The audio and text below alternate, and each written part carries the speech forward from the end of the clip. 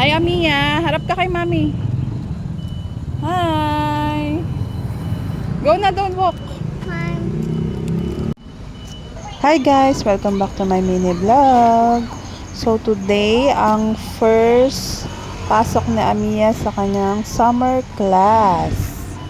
2 weeks lang yan, pero si Mia sa last week na siya naka-attend.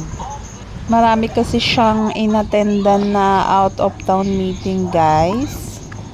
Kaya yan, excited na siya sa kanyang summer class. Waiting for teacher to arrive. Siya talaga ang batang hindi mo mapapaupo sa upuan. Talagang iikutin niya ang classroom. Sa sobra niyang curious sa buhay. Yan, mga classmate niya. Bawal na ang parents inside pagdating ni teacher. Antay na lang kami sa labas.